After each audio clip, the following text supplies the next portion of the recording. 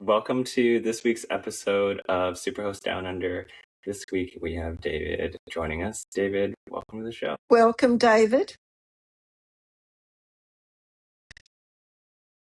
And before we get into your story, David, Sylvia, what is our topic for this week?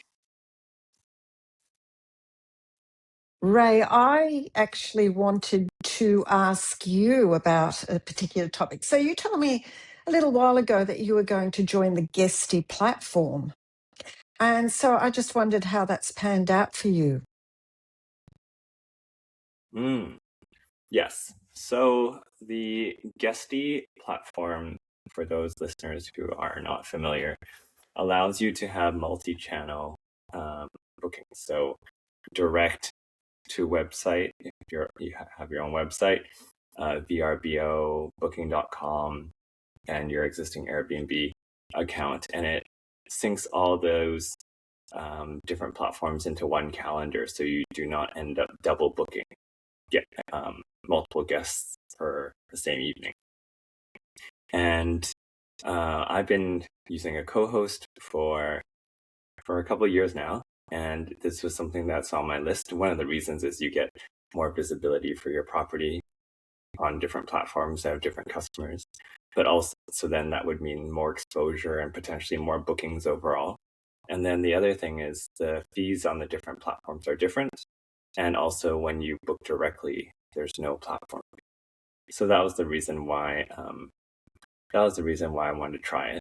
And one of the things that I realized soon after going live that I didn't know when we were discussing it is that instead of the co-host payment automatically processed by Airbnb, the other platforms will pay directly to the co-host. And therefore, I need to wait until the end of the month for the reporting from Guesty to get the payouts from my co-host, which included having to route all my Airbnb income to my co-host so that everything followed the same flow of getting a monthly payment back. That has impacts to my cash flow because as an Airbnb host, you get paid when your guests check in and confirmed, you get the rest of the payment. But moving to this model, it's a monthly payout, so you don't get the same cash throughout the month. And then also it moves some of the trust away because you're now dependent on your co-host to do the correct reporting and pay you.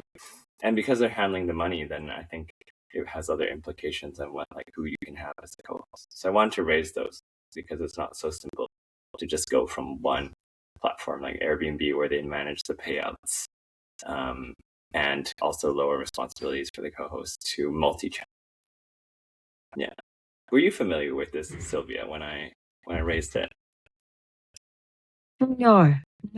Well, because my model is so easy and so simple, because I've only got the one and it's within my own home, that I don't go looking at ways of expanding, so to speak. So when you had told me about Guesty and that it was to sync calendars, it's not something I had considered myself. But that sounds a bit long-winded to get your money. Are you happy with the use of this platform or not? Well, our occupancy is still high. I think before our occupancy was still around 85%, but I really need to look at the total revenue because we're not pricing the nights the same as we used to. Well, I think with most product development or most changes in business, you have to gather enough data on this. And so I'm keeping it running for a few months. I've had some hiccups where the co-host hasn't paid me on the weekly basis that we agreed, and we had to go to the monthly schedule, or it was on a monthly schedule. And so when there's changes in processes and people, these things happen. So I'm going to give it some time to play out. I probably will give it 6 to 12 months unless anything significant changes where I can't wait that long, and then compare the data year over year, how it's been different, and then make a decision. Because I think it's the net profits that are important. And And so ideally, I'm losing fees, like paying fewer fees and getting more bookings, but I just need some time to play it out and compare that with the cash flow, which I mentioned that I went from getting paid on every guest check-in to having to wait for the end of the month. But we're now on a weekly basis. Yeah. How about you, David? Have you heard of Guesty before? Or what are your thoughts? Yeah, I have heard of Guesty. I haven't used it, but I use Lodgify, which is a similar product, I think, which allows direct bookings and it coordinates the calendar for booking.com, Airbnb, VRBO, and the like. So I needed to get a platform like that when I pushed towards more direct bookings. Because I needed something that would take direct bookings and consolidate uh, all the calendars. So I think I pay about $50 a month, and it's got quite a user friendly app. So I like it, and it particularly is helpful, I think, with dealing with booking.com, where I take most of my bookings from, but which isn't particularly user friendly. It's a more user friendly interface. So Yeah. I do like it. Mm-hmm. Yeah. How long have you been on it? And how I've did been you on a pick lot. that one over I've, a provider like? I think I've been on it for about 7 or 8 months, and since I really started to push the direct bookings and the multiple platforms and try to be a bit more entrepreneurial with the business, I suppose. Certainly since midway through 2025, and there were a couple of options, but actually my web developer liked that one the best. He said the plugin was easiest from his point of view, so I just went with him. And I wanted the website finished and the coordination of the whole thing to happen. So we used that because it had a nice, easy plugin from a tech point of view. Don't ask me anything about that, but that's the one I went with, and it Mhm. seems to work for me. And how do you get traffic to your site? So we've got our social media platforms. I've got signage outside one of my properties. One of my properties is on quite a main, not a main road, but a main sort of main street. So it's not necessarily a Mhm. busy road, but it's a busy pedestrian street with cafes and restaurants. So I've got signage, a very quite discreet signage with a QR code, and that drives some traffic as well. I should say it's early days for our direct bookings, and I'm still getting the majority of my bookings over booking.com. Mhm. Nice. Very good. And Sylvia, did you have any other questions on the platform? No, I'd like to hear more about David's journey. Yeah, David. Because I know that, David, you started on Airbnb and then moved away from it. But also, how did you start on short-term rentals altogether? Mhm. Yeah, look, I've been a property investor since my early 20s, so I always had a real interest and passion for property. And I guess I inherited that from dad. And so doing up old properties and renting them and selling them, things like that. So certainly haven't made millions out of it, but have done okay and created an alternate revenue stream from just day-to-day work. So Airbnb seemed quite a natural thing to explore as part of that. And in 2021, we built a new home. And that included a downstairs apartment, which was designed that in the future, should there be need to expand into that part of the house, we could certainly do so. But it had a kitchenette, separate entry, a separate garden patio area, and could lock off from the rest of the house. So we specifically designed the home so that it would have a potential revenue stream. While we were building the home, I had purchased a nearby property on quite a cosmopolitan village main street. It's in an area called Brighton, which is a suburb of Adelaide, but it's got this real coastal village feel. And it wasn't really appropriate to take all the furniture to to the new house. And so it gave us the opportunity to either rent it out furnished or experiment with Airbnb. And so we went forward with the two properties at that point. Hmm. And what do you do outside of Airbnb? You said you wanted this as a side income. So how do you balance this with your other work? And what is your other work that allows you to do this? So I've had various jobs over the years. I worked for quite a few years in politics and had a legal background and various other business interests as well. So I've had a really complex career, I suppose, and quite a busy career. But we manage the Airbnbs alongside this, and it is a bit of a family operation. My brother does the cleaning. My mum pitches in from time to time when gaps need to be filled. It's a real family affair, and we've really enjoyed the process, I suppose, and we've enjoyed learning along the way. I've got two or three other rental properties, just long-term rentals, but the dynamic that comes with managing Airbnbs, meeting the guests and things like that, at first I found it quite stressful, but once I got into the rhythm of it, it became something really enjoyable. Mm. And you started on Airbnb and then you switched. What was the driver to leave Airbnb? So look, we started on Airbnb with some presence over time on booking.com. And this was an interesting process. You know, the rating system on Airbnb is quite Mhm. off-putting for some people. And I did quite a bit of research on this. And you know, in some ways, Airbnb is a social platform. It's not a form of Yeah. social media, but it's not that far off. And there is a whole group of customers or Mhm. potential customers who don't like that side of it. I find the rating process quite Okay. stressful. And I know you've talked on previous episodes about how it can be like a dagger in your heart when you get a 3 out of 5 for no apparent reason. And I was tracking as a superhost, Yeah. and my average, I think, was about 4.9. But I got one or two really bad reviews that were for matters totally outside of my control.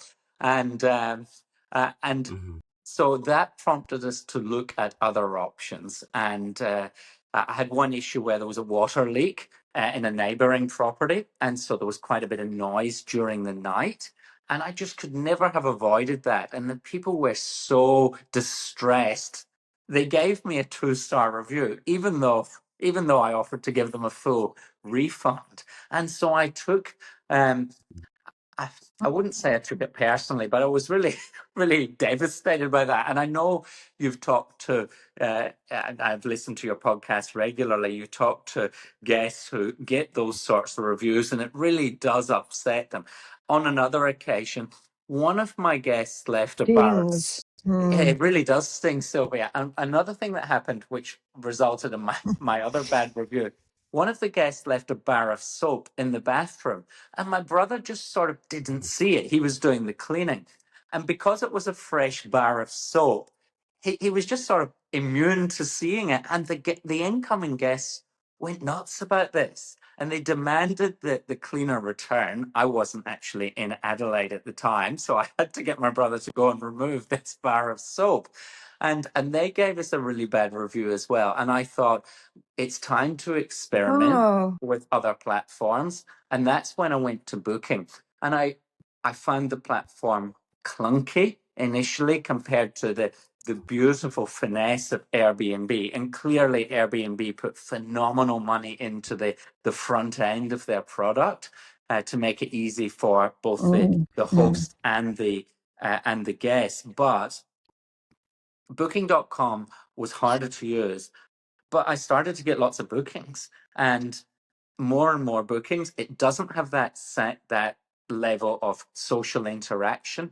I get about 10% of my guests proactively review the site, proactively review on the site in terms of my property and or properties, and there's very little backward and forward. Whereas on Airbnb, and I enjoyed the chat back and forward. I enjoyed it hugely sometimes, but there's none of that really on booking.com, so it just seems more straightforward and allows me to do other things. Mm. And has it impacted your Airbnb bookings for now not having as much of it, any available nights because of the other platforms that are booking up your property Well, I've dropped off Airbnb entirely because I found completely? that, Mm. yeah, because the combined with three things, some direct bookings, a very high flow of bookings from booking.com, and also return guests. And I get quite a lot of return guests and word of mouth guests. Combined with that, I'm sitting in one property, my occupancy rate on the one that's on the village main street, my occupancy is over 90%. And the one that's part of my home, Amazing. which is the one that's the apartment under the house, is a little bit further out. It's in the context of Adelaide, it sits about 2.5 kilometers further south. But Adelaide is not a big city, but people often think in an Adelaide context that is a little bit further geographically away from the city centre. So that 2.5 kilometers does seem to make the difference.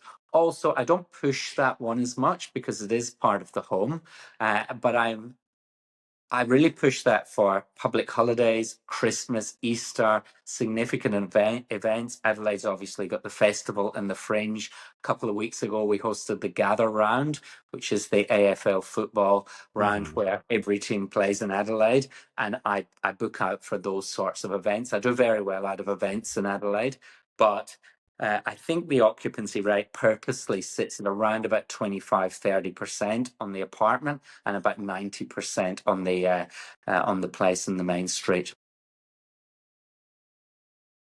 And social media, you promote your properties on social media, is this correct? That's correct. Now, I did have a third property as well, and it's worth mentioning this. I had a real retro old school shack down in the surf community called Middleton on the Fleurieu Peninsula, about 50 Mm-hmm. minutes south of where I live and about an hour and 20 south of Adelaide CBD. I have now sold that. I owned it with a good friend at the time, and we did some investing together. It really lent itself to social media.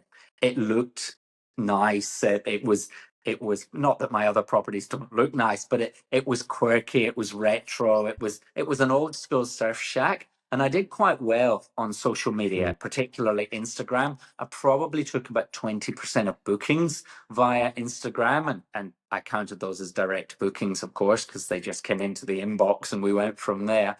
And that was quite successful. It's much slower for the city-based properties because while they're nice properties, I wouldn't say that they stood out like a retro surf shack does. So for listeners who have social media for their Airbnb property or their short-term rental property, what are some of the tips that you can pass on to having a successful channel via social media to get bookings? Yeah, a few things. I think you've got to have good photographs. You can't really just point your iPhone camera and hope for the best. So particularly for the Mm-hmm. shack, but I've also done this for my current properties. We had a professional portfolio of photographs done. And if you get 40, 50, 60 photographs, that can do you for a year because you can rotate them combined with your own photographs, that the particularly good ones or the few good ones that you managed to take that would meet the standard. I think those professional photographs are really critical because those people know what they're doing, and you might pay a few $100s for a photo shoot, and it looks like a good real estate advertisement, I suppose. And they know what they're doing in terms of creativity, photographing the little details and things like that. And I think that's really worthwhile. With the shack, Mm-hmm. we did do paid advertising. We particularly targeted um, young to middle-aged women living in Adelaide, because my Mm-hmm. rough research suggested, looking through the data and making a few assumptions, that those were the people booking the Airbnb and searching for holidays. It wasn't worthwhile targeting middle-aged men or anything like that. So we spent I thought we spent middle-aged men want to go to surf shack. Yeah, but their wives are booking it. They're organizing it. That was my experience. I don't want to make stereotypes, but that was certainly my experience. I mean, And really, one of the reasons for that was to boost following. So we got up to about 2,500 followers on that shack on the Instagram, and I actually sold the Instagram with the property. So I sold the website and the Instagram and the contact database with the property, and that's called the Middleton Shack. You can find that on social media, and the people who bought it continue to run that. So we and did for the people ads. thinking Why about did you sell it, David? Sorry, why did we sell? Why We did you sold. sell it? We sold. It had a high maintenance load, basically. So I owned it with a friend. It was an old shack. It was built in the 60s and it got hammered by the sea. It was one street back from the ocean. It's the Mm. Southern Ocean. There is nothing between Middleton and the land of emperor penguins and the like. So, it's nothing between there and Antarctica. And the salt damage, anything metal would fall apart. We were just maintaining it all the time. The we tended to book out. We had quite a lot of groups of people that would go on hens weekends or girls weekends. 6 p.m. guaranteed they would get ready to go into town. They would all plug in their hair straighteners and off the lights would go because it would blow a fuse or break a circuit. And I lived 45 minutes away, 50 minutes away. The girls never called me. Again, I'm stereotyping from a gender point of view, and I apologize for that. The girls never called me. It was always their dads. And I would have to direct them out to the meter box. They would have to open the meter box, which had fused shut because of the salt. And there was a brick underneath that. I'd have to explain, you Oh, need the brick to open the meter box, hammer it open, make sure you hammer it shut once you've redone the fuse or the circuit. And it was just a bit of a headache. I also owned it with a friend, and our lives were going in different directions. We had different career goals, different investment goals, different family goals, and so it just came time. We only had it for 3 years, and we had some good memories there. But sometimes you need to streamline and remove headaches. and how does someone sell an Airbnb once you've polished a diamond? Like, how did you find your buyer? Did you post it on social media, or how did you sell it, the whole package? No, so we just sold it as a property, and we didn't aim to sell it as a business, actually. But the real estate agent and I offered the additional things as an incentive or as an addition to what could be purchased. We didn't charge any extra for that, but I also didn't like the idea of having invested in a nice social media presence with quite a good following, which, as I say, at one point was taking about 20% of all bookings over Instagram. I didn't like the idea of just letting that fade away to nothing. So we had a website. I'm not sure if the new owners use the website or not. I assume they do because it was just there. And they definitely use the Instagram, because I see it from time to time and think, oh, it would be nice to stay down there. But then I remember those Saturday night phone calls and the directions I was giving people out to the meter box. And I see that you do something with charity, that you donate to two causes. How did that come about?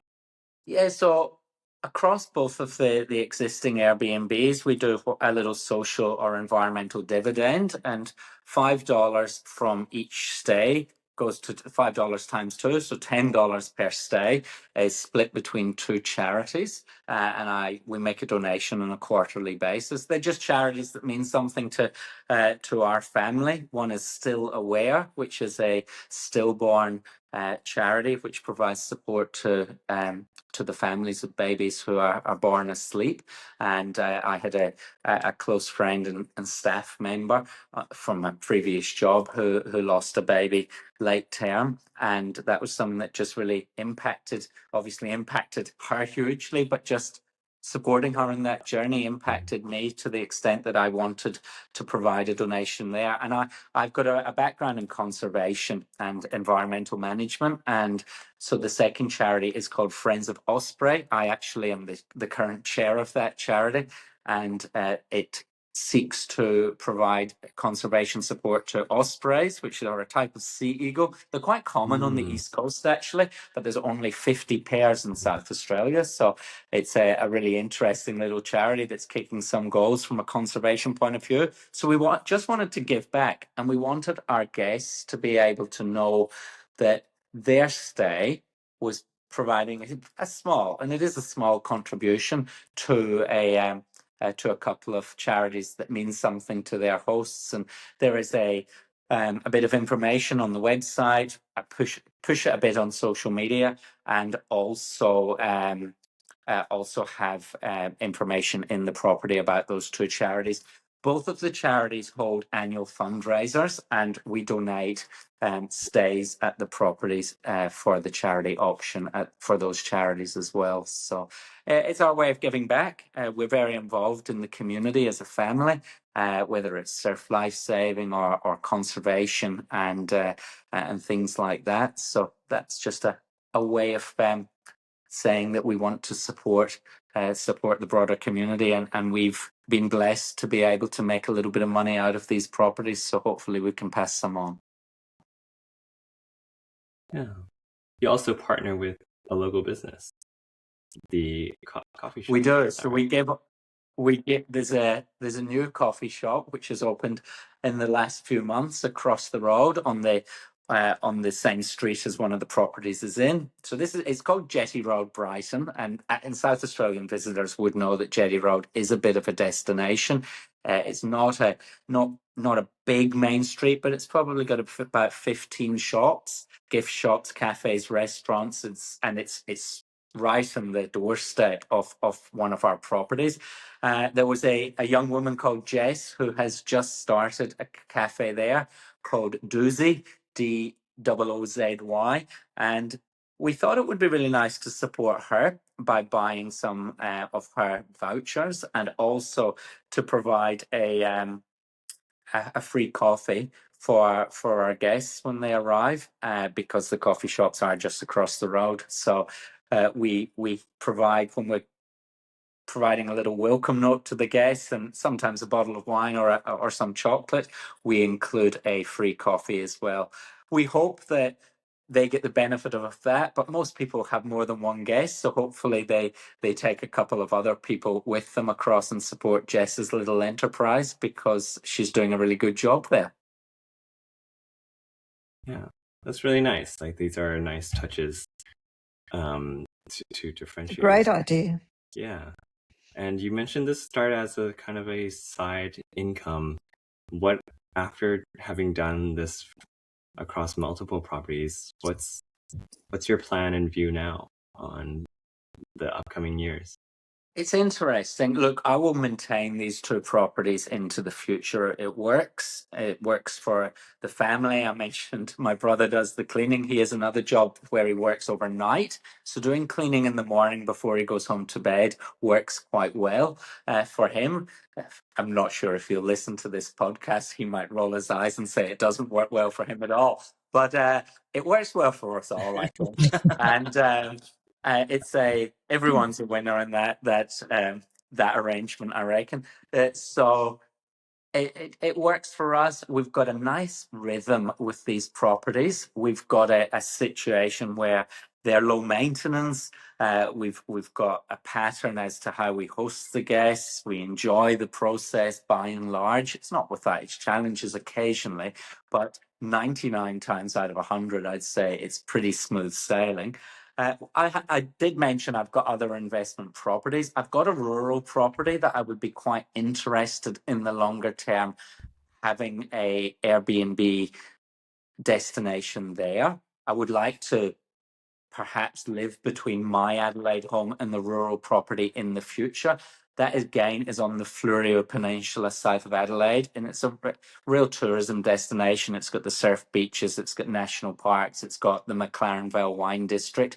So I am such a fan of short-term hosting that I would really consider that as an option. And when I develop the farmhouse there, I think in a very similar way that I've done in our home in Adelaide with the apartment, I might create an annex there that has a guest option.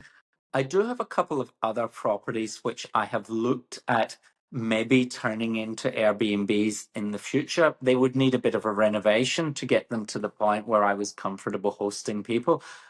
I don't think the properties need to be luxurious, and I actually think most guests are not after a luxurious experience, but I do think those other properties would need to be overhauled before I'd feel comfortable moving them into the short-term guest market.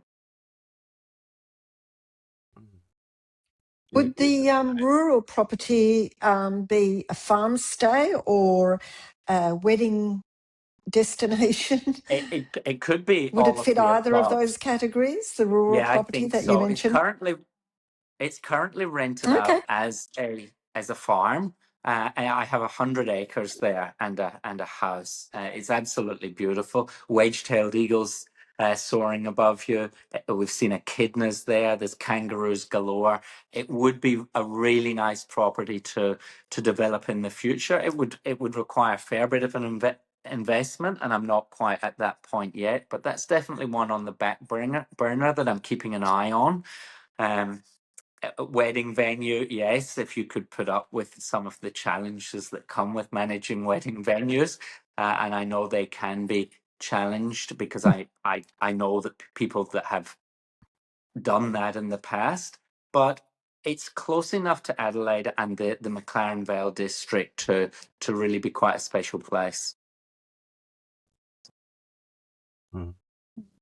Who helped you along the way? Did you figure it all out as you were going, or did you have joined some communities to learn?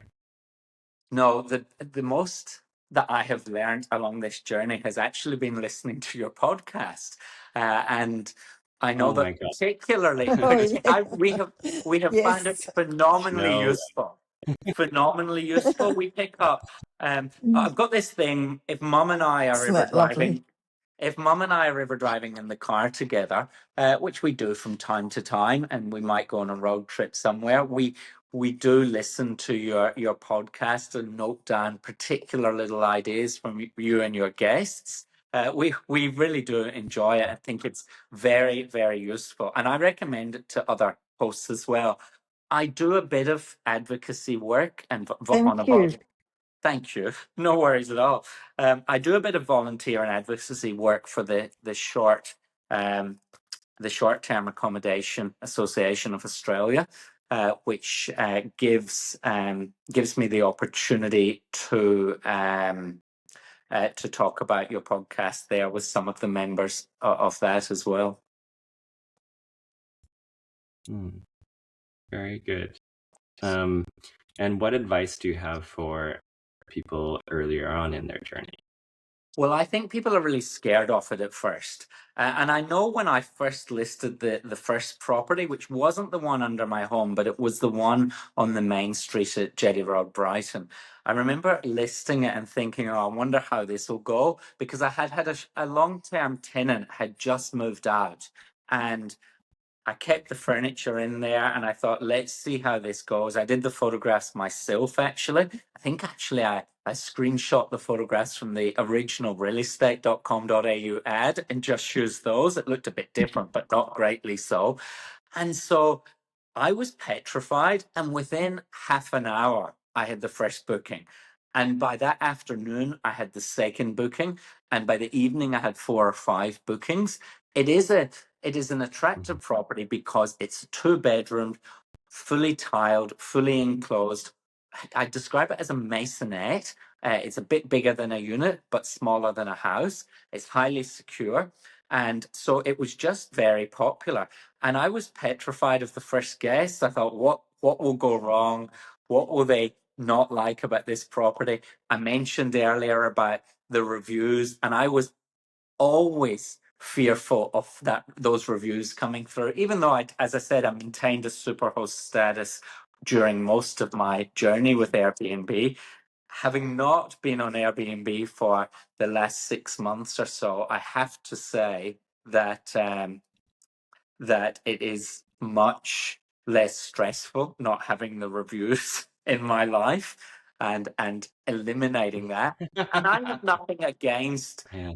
the ease of using Airbnb and the Airbnb platform, but it does actually work for us not to be on it now, because surprisingly, booking.com seems Right. to, certainly with my type of property, seems to fulfill its purposes. So my advice would be just go for it. If you think you've got the energy and the capacity to do it. I think you've got to be a people person, and I think everyone should go and stay in their property. I recently Yeah. stayed in an Mm. Airbnb, and it was a Mhm. beautiful Airbnb in the southern Gold Coast, and I got there. I had my cousin. It was just my cousin and I. He was here from Scotland. He's called David too. So, well, he's not called David number two. He's called David also. So we're both named after granddad. I'm actually called Big David because I'm 10 years older, and he's called Wee David, even though Wee David is much bigger than Big David. But that's a family irony.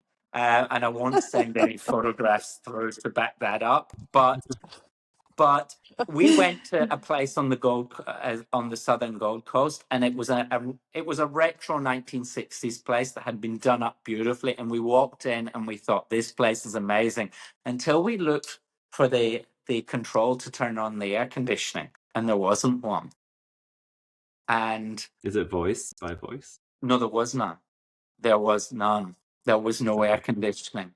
And we were on the Gold Coast in January, Okay. and it's 27 Oh degrees no. outside and 27 degrees inside. And my cousin is from Scotland. And it was we couldn't stay. We Oh no. couldn't stay. It was too hot. We stayed a couple of nights, and then we curtailed our trip. And I said to these people who were the most beautiful people, and I wanted to support them, the hosts, and I said, come down and stay in this place, and you will realize you cannot offer this without air conditioning, because it was upstairs as well. So you obviously got the rising heat.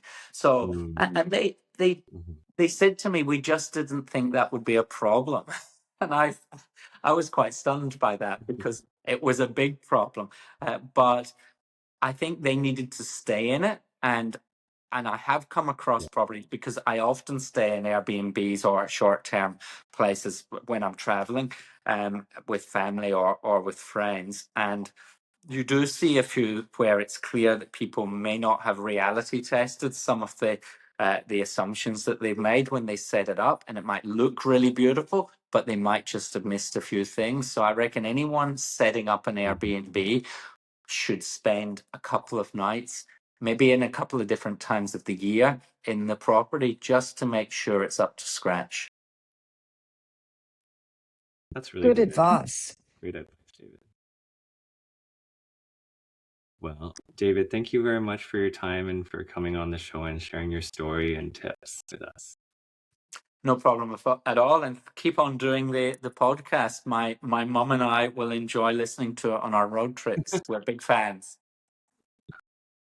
Oh, thank you so much. You'll be able to listen to yourself now. No, I'm not going to do that. Mum can listen to it.